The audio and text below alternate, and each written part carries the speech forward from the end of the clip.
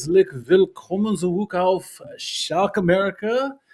Out of Victory Monday, but we're here nonetheless. Last one of 2025. I'm your host, Richard. Joining me as always, co-host Jack. How are we doing, my friend? We're doing all right. I mean, you can't win them all, can you? But we've won the first half of the season, which ultimately means nothing, but it feels good considering where we were last year. So, I'm okay, all things considered. Yeah, it would have been nice to end the season or end the first half on a win, but hey, can't win them all, and we're just happy we've won as many as we have already, right? So, like you said, we're autumn champions. It's nice. It's not the ultimate end goal. A long way to go. Still 17 games remaining. But we got this one last game to talk about in 2025, and then we're out of here for about 3 weeks in terms of Schalke and real games outside of friendlies. I think the boys have a break until about the 7th of January or something like that themselves, Miron Muslic said. So, but one last game to talk about on the road at Schalke's B squad, apparently. Having 17 players of former Schalke players on their team. Yeah. And what's that old adage, when there's one Schalke player, there's 50% chance they're going to score, 100% chance they're going to score. As many as Braunschweig had, it's going to be a guarantee that they're going to score. But like we did last couple weeks, I think you and I are both very big fans of just tifos in general, not just our own. Obviously, we have a fantastic Nordkurve that does this great choreographies, but, got to give shout-outs when they're deserved around the world. I think I kind of want to start off with what Braunschweig did. This one was their, I think, 130th anniversary or something like that, but their tifo that they had, wonderfully done. It's really beautiful. The ultras did a great job with it, so I had to just give it a quick shout out for that. So, did you see that before the game? I actually didn't catch that one this time around, but yeah, no, respect to it. And I honestly don't know why this isn't more of a thing more consistently in more places. I mean, maybe it is, and I just don't pay attention to it. But I just feel like, I don't know. The tifo game this year has been a little bit more elevated.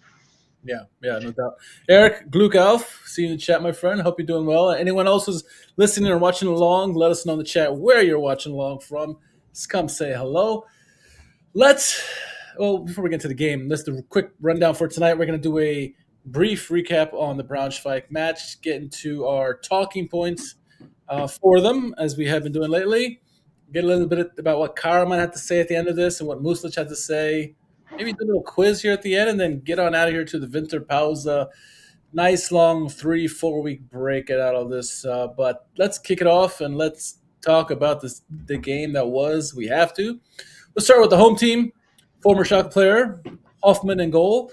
Back three of Frankert, Nakoa, and Kohler. Sven Kohler, very good defender for many years. In midfield, you had Gomez, Marie, former Schalke player, Mehmet Chenaiden, and Leon Bell. Up top, you had Heusser, Conte, and Yardmichi. It's okay, squad. They've been coming on as of late. Very hot and cold this season. Obviously, still underperforming where they would like to be. But always, for me, two things stuck out. Ex-Schalke players, and they got plenty of them because on the bench they had another two players on the bench as well. And then the man up top, sort of up top, Conte, he's a good player in general. So those are my big worries in this game. How about you? Same? I mean, if there is a danger man, like you said, there's not somebody that's, sitting there with 10 goals on their side at this point in the season, given how things have gone for them. But yeah, if there's danger man, it's probably Conte. And then as you mentioned, obviously the Schalke guys we're going to be taking a look at as well. And there's not even as many of them in the starting lineup as there may have been, given how many of them are at, on the squad in general. So probably fortunate.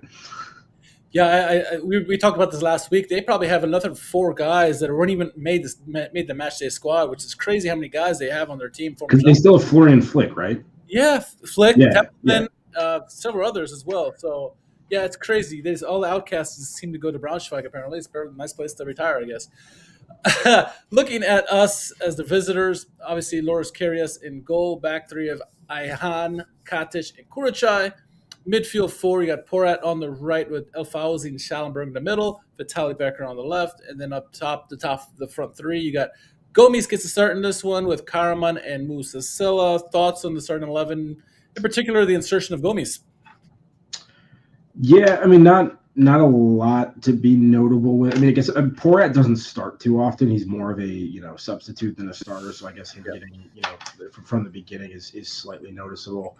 Yeah, and then Gomez, he's been working his way back into not the contention necessarily, but like he's been getting the appearances in the last few weeks consistently. So I'm not shocked to see him in the starting lineup either. Beyond that, for the most part, pretty much business as usual, I think. Yeah, indeed. I wish it was business as usual for us as the game went on, but this game was very. You could tell from the onset that this was not going to be an easy game. Obviously, a team like Braunschweig has done well at home, despite what the record may say. And from the early onset, they had lots of attack against our team. Karius was active early, not with just saves, but I mean he was active trying to like intercept balls and stuff, trying to get out of his box constantly throughout the game. Really, he's very active. I noticed also the home team was very active in the press, Jack. Usually, this is something we like to do is press and get the other teams uncomfortable. And it seemed like they took a recipe right out of our book and used the press highly effective against us. And it seemed like we were struggling to try to escape or break the press. It seemed like. I would certainly agree with that. I thought this was a much uglier one for us in possession than last week, for example. And I think that contributed to like further bad performances from people like Silla and other guys as well, that kind of up top that were not as able to get into the game. As Joseph says, good to see you. Joseph says, very flat performance, wasn't good at all. I agree about that. And a sign of what things were going to come, it was like in the 11th minute or so, there was a strong play by Braunschweig, led to a dangerous shot wide that Karius had no chance at. I mean, that was an early indicator, an early warning sign that say, hey, Braunschweig are here to play today. It seemed like our defense was flat. We talked about this last week, how it seemed like Katic and Korcha maybe a little bit flat, but in this game, certainly the team didn't seemed like they may be in vacation mode already. I don't know, Jack, but it seemed like Braunschweig were here to play, and if anybody had the better of the play in the first half, it was Braunschweig, I thought. Oh, I think that's not debatable. I thought we were pretty poor the entire game, especially. I mean, even without the goals in the first half, I thought the first half was pretty lopsided and pretty poor. I don't know if I'm not going to say it was like full vacation mode or anything in terms of like us just like entirely not showing up. I mean, I think we were in it for whatever reason. They just seemed a little bit sharper, kind of in every department, and a little bit quicker to the 50-50 balls. And as you also said, though, this is very disruptive against the ball, and we had a lot of difficulty playing through that. Pretty much anywhere on the pitch for the most part. I think this game was important. I mean, obviously it's important for us. We wanted to get to that 40-point marker in the first half, but for Braunschweig, it's a team that's gone up and down all season long, and they want to kind of put 2025 behind them and end the first half with a win. So you could tell that they were up for this game. Like you said, more sharp. They had a lot of intent, a lot of good structure to them throughout the first half. Throughout the season, many people have pointed out, not only us, but just football fans in general talk about how Schalke's right side tends to be young. Maybe not so much in this game with Gomis out there or Porat, but if it's we have a weakness, it's that right hand side. And I thought throughout that first half, the danger man that we kind of pointed out to start this game, Conte, just was having a field day left and right. We did see a substitution at halftime where Becker came off.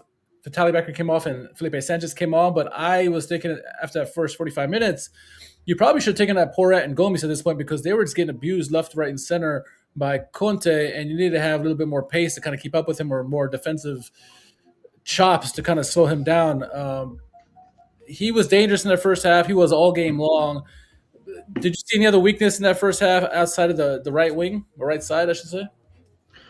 No, I mean, I think I would agree that it was more dangerous down that side than the reverse. But I mean, outside of that, I think it's what we said. It's just we had a really difficult time getting anything going in possession, stringing more than like two passes together or so, and it just seemed like every ball was just like a step out of reach, and nothing was kind of falling our way. And sometimes you have days like that.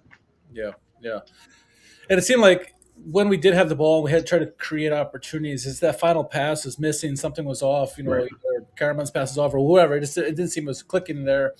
Had halftime come and go. Made the substitutions happen like I said. surprised by Vitaly Becker coming off. I don't know if it was an injury or what, or just a tactic switch there.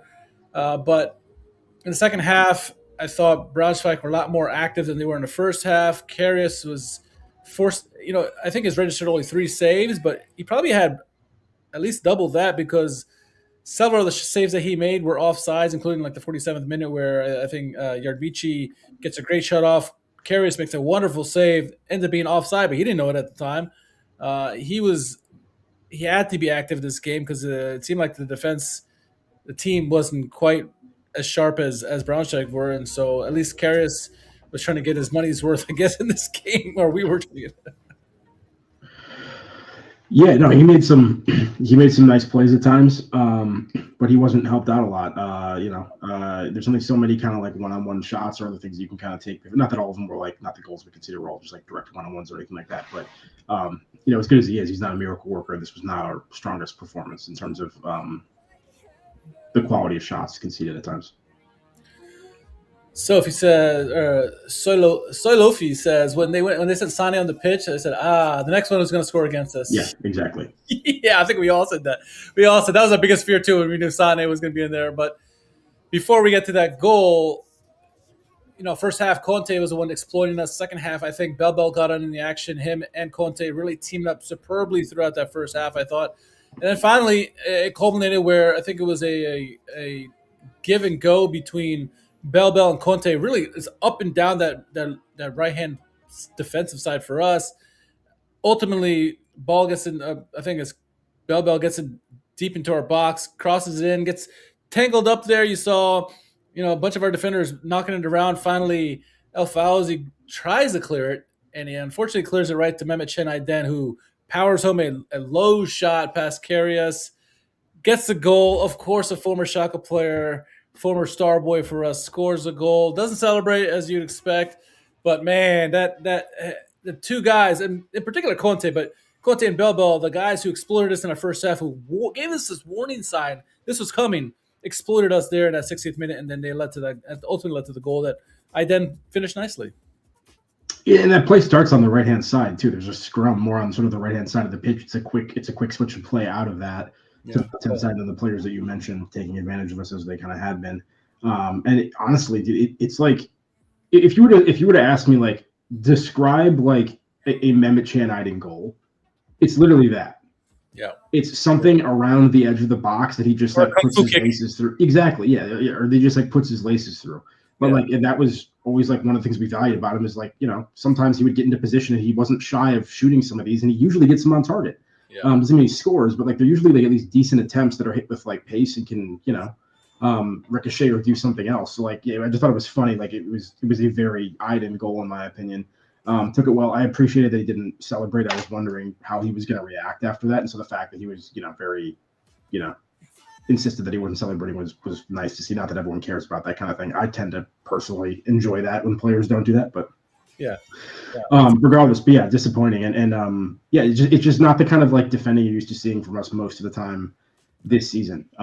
Just can't clear it. People not being decisive with challenges, just a step too late, and out of position, and ultimately, you let too much of that bounce around, and they're gonna punish you. Yeah. And then a light bulb went off in Muslic's head and said, "Oh my God, Conte and Belba are raping us on that right on the one-hand side. So let's take them off and bring on some substitutions." Oh, okay, too little, too late at that point. But Timo Becker comes on, as does Amin Younes. Amin Younes we've seen very little of in this season so far. They came on. You had some saves by Karius throughout the game. I thought Younes was active right away, almost right away as soon as he came in the game, but. Alas, as someone in the chat mentioned, CD Sani ultimately gets subbed on for Kohler. Kohler had a head injury with Gomes already in the first half, and so I was wondering if he was going to be able to make it the whole because he looked like he was pretty shook up. He ultimately did come off. CD Sane, former Schalke player, or younger brother of Leroy Sane, comes on, and obviously we're all going to be worried about this. But we continue to throw everything in the kitchen sink, trying to score a goal, much more than we've normally done. We're not used to being down, and two, having the ball because they're just giving it to us at this point.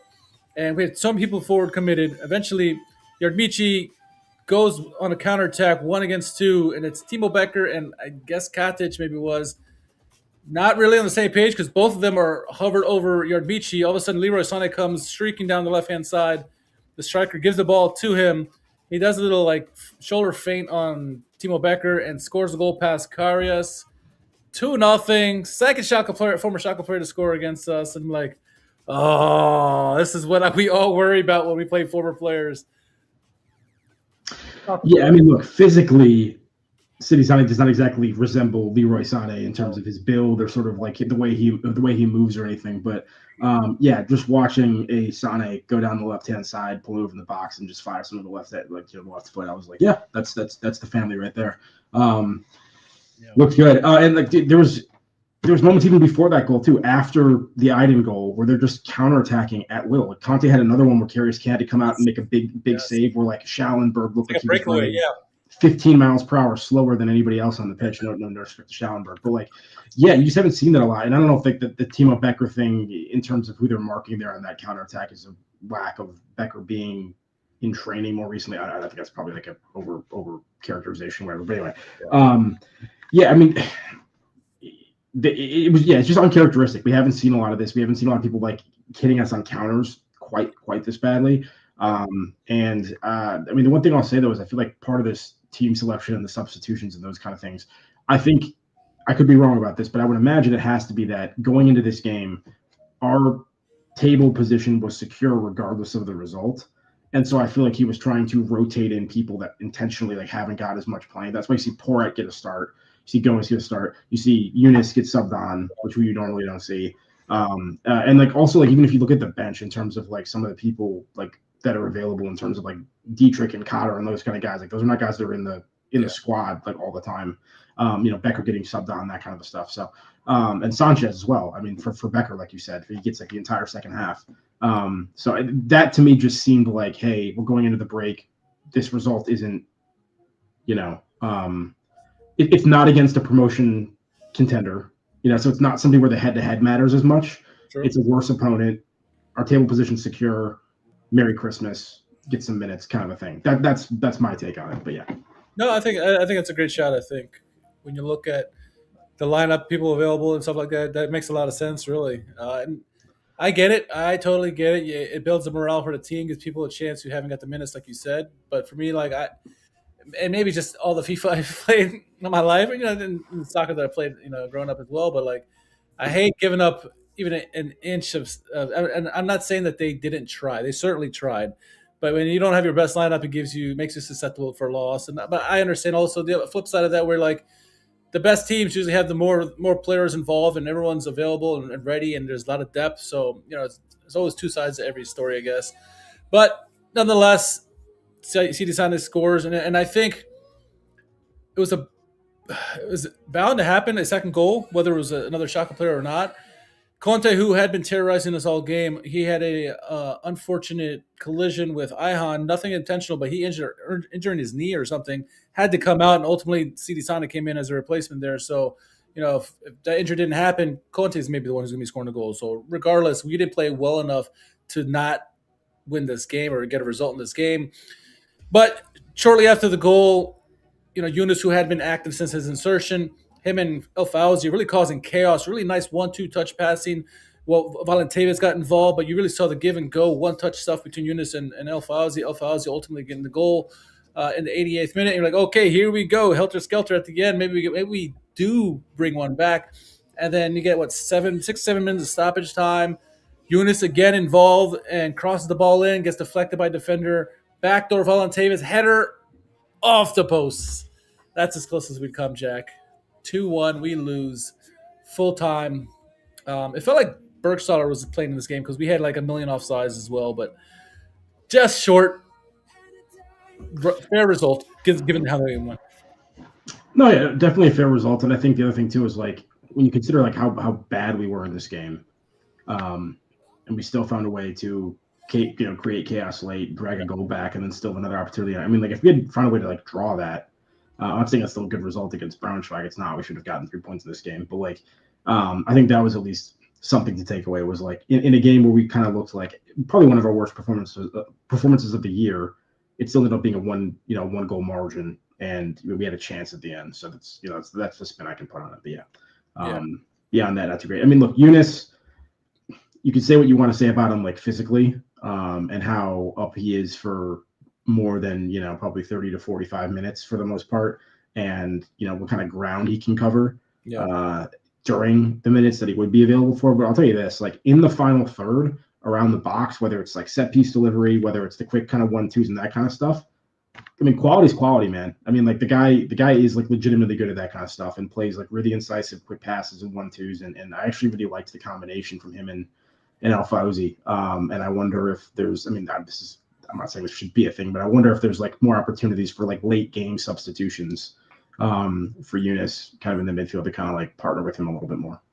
No, I agree. I agree with that. Anthony Glukov, I see my friend. Yeah, I'm with you there. I thought, he played only, 30 minutes? If you take stoppage time, 36, 37 minutes. He was the best player on our team, I thought. I thought he was active for his entire time that he was on the pitch. I thought, I agree with you. I think his combination play with El-Faouzi was something only skilled players can do. And he was able to bring that skillfulness. Not that we don't, not that El-Faouzi is not skillful in games, but you really saw like these deft one-touch passes in display in the box versus, El-Faouzi does it in the middle of the field to kind of transition the ball from defense to attack. To see him do this in the box and then finally get through all his hard work, gets a goal. I do hope we see, Yunus more in the second half, maybe in the super sub role, because if you look at how the formation is and what Muslic tries to do, no, Yunus doesn't really fit that, but he certainly has a place late in games as a super sub, especially when the game is tied or we're down and we're trying to get a goal. He creates stuff that rarely anybody on the team outside of Karaman can do when he's feeling it. So, yeah, I hope we do see Yunus, and hopefully this gives Muslic something to think about in terms of extra options going down at the end of the second half of the season. So, I mean, dude, look at the ball he played, because El-Faouzi ultimately scored that goal off of like the goalkeeper deflection. But like, yeah, but the ball that he played to him in the box, like come on, it's great stuff. It's legitimately good stuff. So yeah, I mean, I wanted to shout him out. I'm glad that you felt similarly. Yeah. Yes, yeah, he was my man of the match, even though we lost. So. But the big fear too, some results were going our way leading up to this game, but the big thing was, Hanover was playing, Elfsberg was playing while we were playing, and so we knew we were losing this game. We're like, shit, our 4-point lead just turned into a 1-point lead because Elfsberg is playing Preußen Munster. They were up 1-0 late in the game, and then lo and behold, Munster does us a favor and scores a goal in stoppage time to make it 1-1. So we keep a 3-point lead going into the Winterpause. Looking at the results from this weekend, ultimately it saved us the blushes, really. Darmstadt, Paderborn cancel each other out, 2-2 there. Hertha Armenia drew. Karl drew Bochum. That game drew as well, 2-2. Dusseldorf beat Gorda Firth. Kaiserslautern beat lost to Magdeburg, I should say. Kiel beat Dresden. And then, as I mentioned, Nuremberg did everyone a favor by beating Hanover. And then, as I mentioned, Munster and Elfsberg drew 1-1. So as bad as the loss was, everyone else in the league kind of dropped points as well, so we could continue our one-match advantage lead into this one. So yeah, the Darmstadt Paderborn draw and some of the draws I thought were really important, and just kind of making sure that no one at the top of the table could really advance particularly far on us. 100%. Well, this kind of leads to the 4 talking points in this one, and we're going to start off really with reality check. This was a reality check. We were all in La La Land. We hadn't been in these kind of waters in decades, that seems like. And so this game kind of grounded us. It kind of grounded the team as well. And, there's a question of whether, was there any winter break rust? And you kind of alluded to a little bit, maybe not so much earlier. And then, or did they underestimate the opponent? Or was it either of those things, Jack? Thoughts on the reality check that was Braunschweig in this one before the Winterpause? Yeah, I don't know if I want to read too much into it. Like I said, I think you're allowed to have bad days, and once again, only conceding 2 goals. It's not like it was one of the 4-goal collapses that we've seen from this team at times. So as far as bad days goes, it wasn't relative to what we've seen all that bad.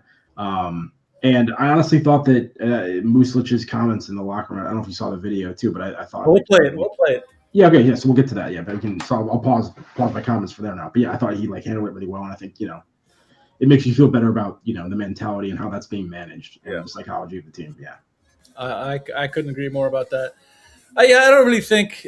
I mean, winner Russ. I mean, looking ahead to the break, sure, but I mean, I think they're all professional. I think the way Muslic has drilled into these guys' heads, they were there. It just they got had in one game, and I'm okay with losing a game here and there once in a blue moon.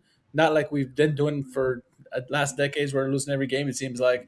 So I don't think they underestimated Braunschweig. I think Braunschweig was just fully prepared, fully sharp, as you said, ready to go in this one, and they wanted it more than we did in this game. So I think the more worrisome thing kind of leads to my second talking point, which is just defensively frustrating because had they beat us in our normal defensive way been playing all season long, I wouldn't have been as took it as hard as I did in this one because it's uncharacteristic defensive mistakes, and maybe that's a silver lining where like, hey, we don't normally play like this, so maybe it's something not to worry about. But again, the fact that stuff that we've explained many times this year, how we're like, our right side is weak, the rec balls are weak, some of the one-on-one skill that we don't quite have or pace back there.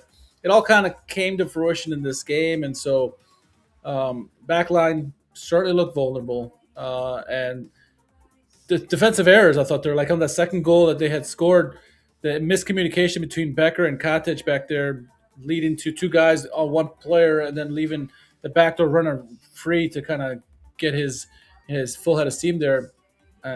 Thoughts on the frustration of the defensive side of the ball?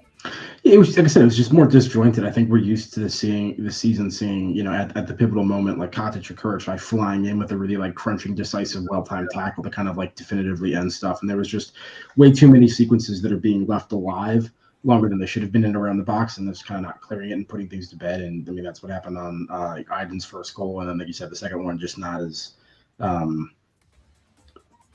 It felt like they had more of a numerical advantage than they did. I feel like it's kind of what I'm getting at, if that makes sense. So yeah, it just wasn't.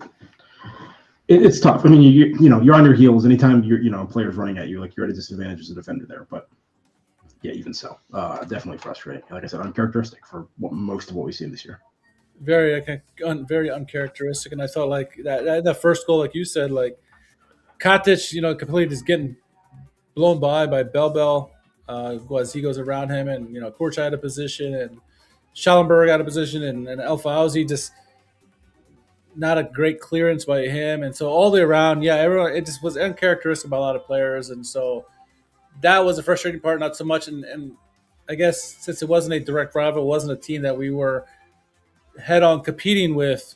I'm okay that it happened here, not against one of those big boys. So in the grand scheme of things, it's just a one-off game. As you said, I'm not going to read into it. It's hard for us as Schalke fans because we're so accustomed to this happening all the time, and so when we see it, we're like, this happens all the time. I told you guys, but like you're right, as you said, it's like this doesn't happen often to us this season.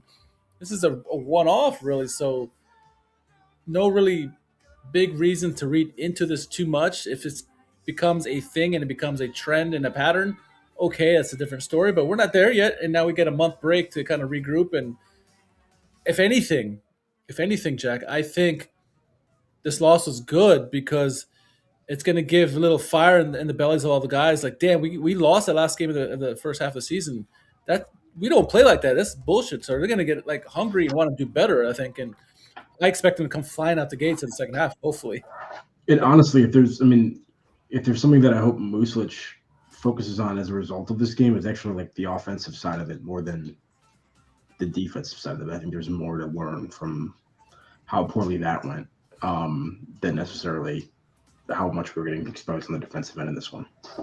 Yeah, I agree 100% that the stagnation of the attack has been a recurring theme throughout this first half of the season.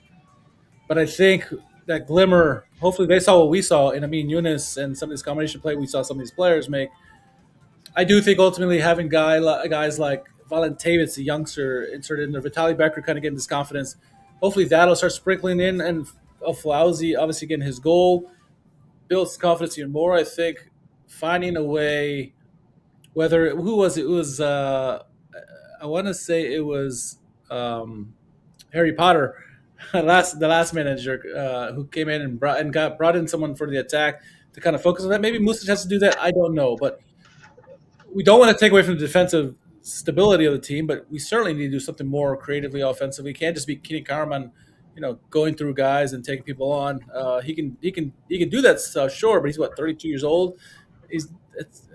Can't really rely on a 32-year-old to be our main playmaker. So if we can have El-Faouzi and Yunus and some of these other guys come in there and do some creative playmaking, and maybe some of the youngster strikers coming in, maybe a Remert or Hoyland coming back. Yeah, I think the striker position has to be a focus too in terms of how to get that position more involved in the attack earlier and more often. Yeah, it's that's been a weakness for us for sure. Now, do you feel like you'd want to see any one of the strikers more so going into the second half, or maybe a striker that's not even on the team yet? Yeah, if they're healthy, I want to see Rem. I mean, some of the guys we saw at the top of the season that before they kind of disappeared. We call Remert. Yeah, and look, to be fair, I think I think as long as Silla isn't scoring or massively contributing offensively, he doesn't really have a right to the position like consistently. So I don't think there's an issue with rotating there.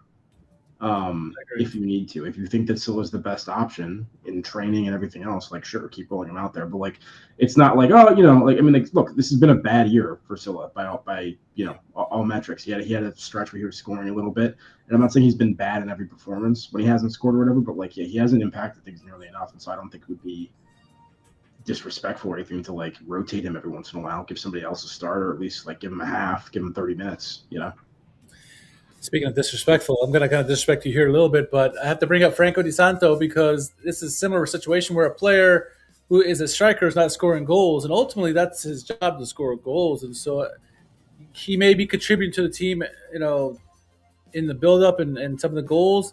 He's not scoring ultimately, and so I think it's okay for Muslic if he wants to kind of deviate from that and have someone else start. Maybe it'll fire up Silla more if he's coming off the bench or sits down for a game, and maybe kind of refocuses himself, because if he feels like he's got the guaranteed start, maybe he doesn't get the extra motivation. And I'm not saying that to it at all with him, but we got to try something different. Keep doing the same thing over and over again. That's craziness, right? And so maybe you got to try something. Yeah, but I think even coming into even before we saw, like, Silla obviously not kind of be on pace for what he had last year in the first half of the season.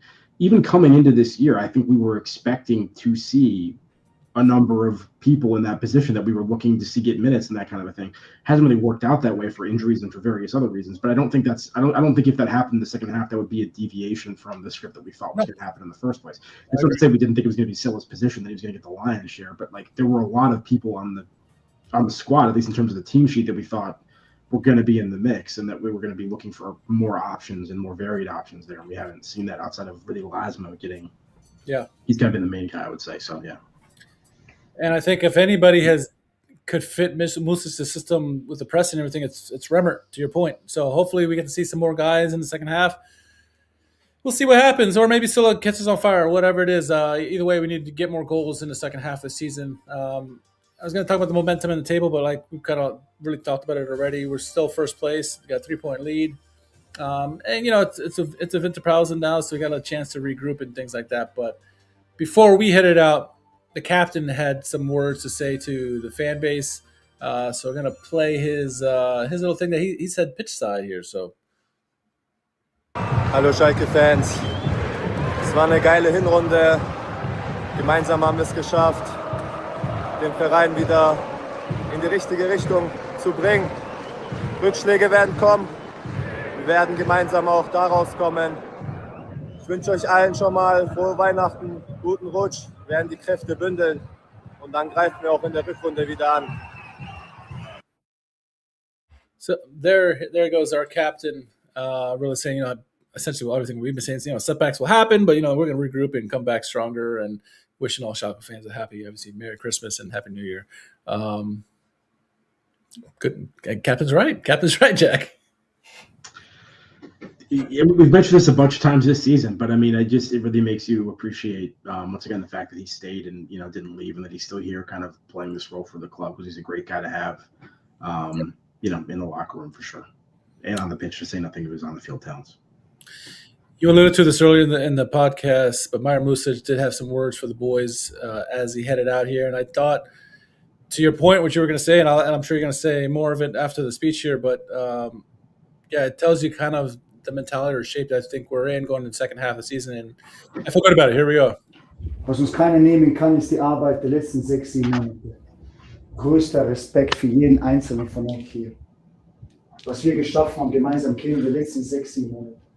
Männer, wir haben heute verloren, 17. Runde, auswärts im Park Braunschweig, 2-1, als der Bandführer. Wer hätte das gesagt vor 6-7 Monaten? So this is something we should be proud, every single person inside this room, the journey we took together the last 7 months. Nobody gave it to us. We took it. And we deserve it. Nobody gave it to us. We took it in Schalke style, and we deserve it. Of course, we are disappointed with losing the game. Of course, we can also be a little bit more disappointed because we're losing the game. It's the last game of the season. We go into a little break. No problem. Keep your head up again. So there you have it. The coach with his final words to the team. You were going to say something earlier about the speech here. I'll give you your moment here to talk about Mr. Muslic. No, I just love when we get clips like this and get insight into, what the squad and kind of the squad management looks like, and how he's trying to affect the psychology of the team and keep them motivated and keep them focused and keep them, firing on all cylinders, because that's half the game, right? Half of it is the tactical side and sort of the player development side and the squad development side in terms of what you're working on in training and what you're trying to implement, and how you're trying to bring certain players along in a certain direction so they can fulfill the role that you have kind of picked out for them within your desired system and all those kind of things.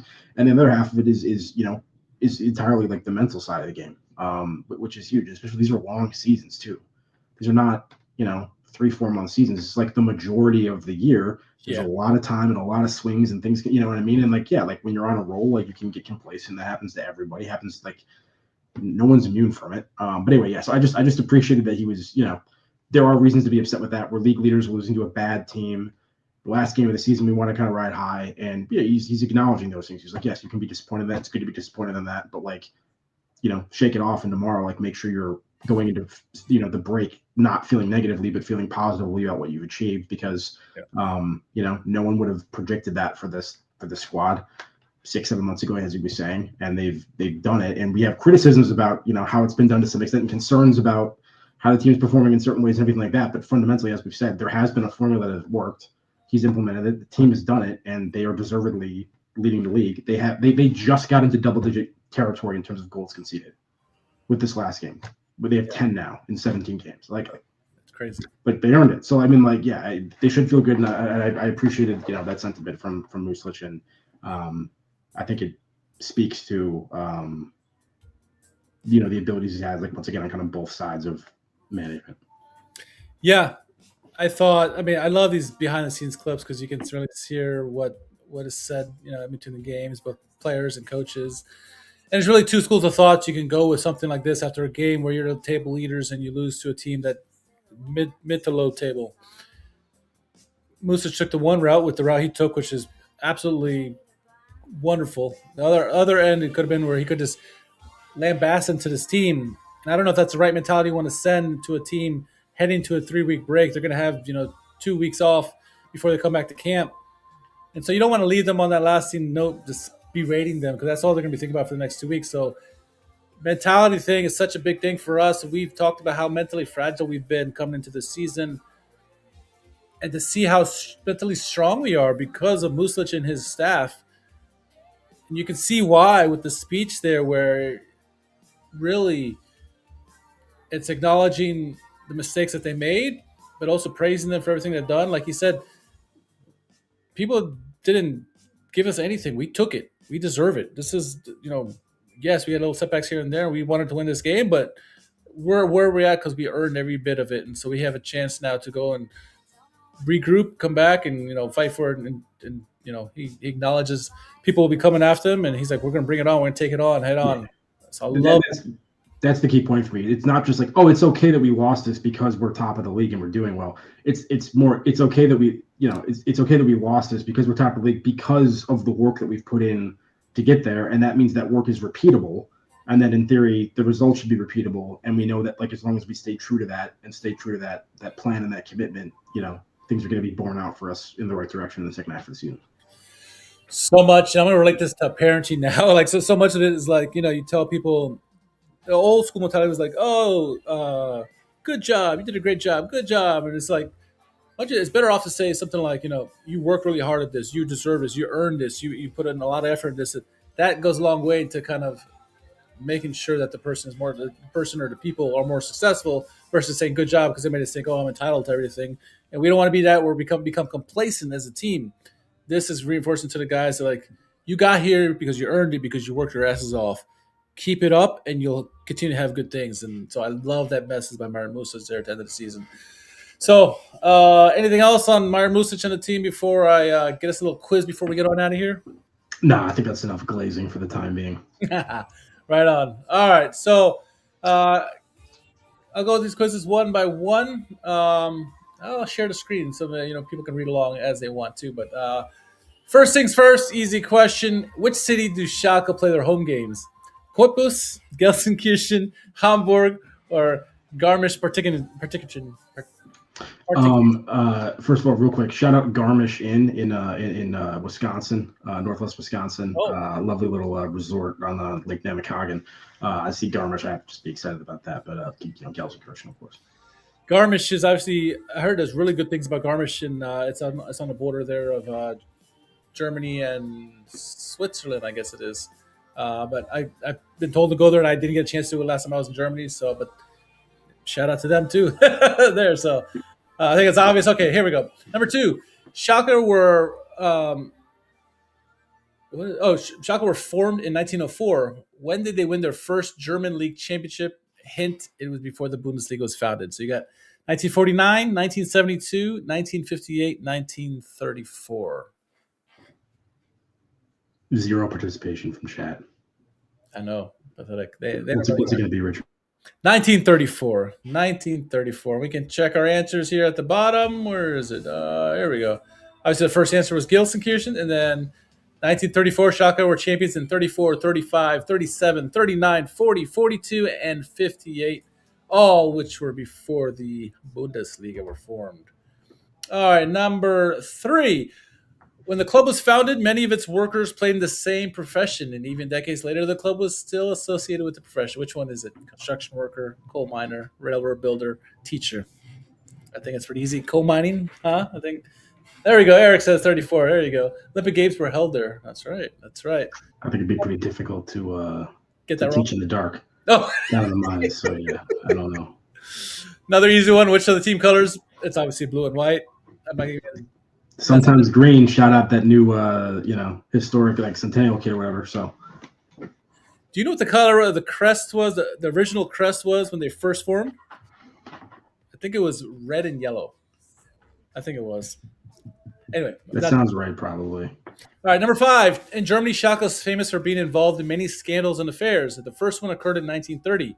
At that time, all the players in the German league were playing at an amateur status, which means that they were only allowed to receive a certain amount of money from their football club. Schalke paid some of its players more than that. What was the amount of money that the players were allowed to get? 20 Reichsmarks, 5 Reichsmarks, 100 Reichsmarks, or 150 Reichsmarks? I do not know the answer to this question, nor do I know what the state of Germany's inflation was at that period of time post World War I. So I'm not sure what the correct benchmark I should be looking for is there. But yeah. So if I remember from my history, I believe it's 5 Reichsmarks because I remember doing this during the 1930s history of Schalke, and I thought that it was that, but I could be wrong. Let's see. Gelsenkirchen, 1934, coal mining, blue and white, 5 Reichsmarks. There you go. Let's see what the says. Of course, 5 Reichsmarks that could not really be considered a salary, but as mentioned earlier, all the players had a job which they made their living. Instead of allowed the 5 Reichsmarks, 14 players from Schalke received 10 Reichsmarks, which made them professional players and therefore illegal. Schalke had to pay a fine of 1,600 Reichsmarks and was excluded from the Westphalian Football Association for 5 months. All right. Number 6. One of the most popular sports shows in German TV show was Aktuelle Sports Studio. The first female host of the show, Carmen Thomas, became popular because of which blooper? Schalke 05, Schalke 03, Schalke 40, Schalke 04. I don't know. I feel like 40 would potentially make more sense, but maybe it's Schalke or Schalke 05. I don't know. It was actually Schalke 05. This is Schalke 05. I remember this as well from the city, but yeah, it's one of the few answers I did know. All right, this is another easy one. Schalke's biggest triumph was winning the UEFA Cup in 1997. Which Italian team did they beat in the finals, 2 legs, home and away? Inter. AS Roma? Inter. Easy. Another easy one, I think. August 2001, Schalke moved to the new arena Auf Schalke, Veltins Arena. What was the name of the stadium in which they played before? Park Stadium, Olympic Stadium, Westfalia Stadium, or AOL Arena? Let's give chat this one. We have participation from chat now. We do. The Eric? crazy German 04 is going hot in chat. Eric, you got to answer, huh? That's pretty easy. Park-Stadion. That's right, Park-Stadion. All right, last two more. In May 2002, Schalke won the German Cup for the 4th time, the DFB Pokal. The next day, there was a parade held to celebrate this victory. What happened? The cup was damaged. The coach collapsed. The fans started riots. 2 players started a fight with a group of fans. Was it a damaged cup? The damaged cup. Yes, indeed. And then last one. Schalke fans share a friendly bond with the supporters of which German football team? Recent fixture for us, of course, not this week, but within the past couple with some great Tifo choreography as well. But also our friends at Nuremberg. That's right. All right, so that's easy quizzes for a easy Schalke quiz. So anyway, it's a Winterpause, Jack. No games until I think the 17th of January. 3 weeks off. The boys are off until the 7th when they come back to training per Muslic's words over the weekend. So final thoughts on the first half of the season so far. Super excited.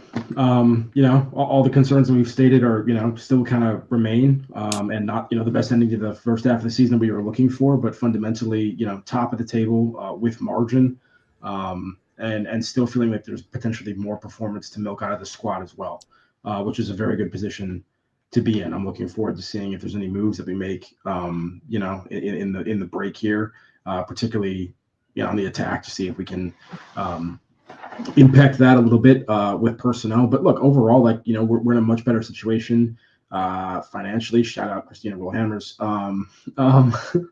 the GOAT. And but I mean, and things are looking up. Second half of the season is going to be the second half of the season. We have no idea how that's going to look, but I do feel like we have a very good figure at the helm right now for the reasons that we just spoke about for a minute during kind of that praise period.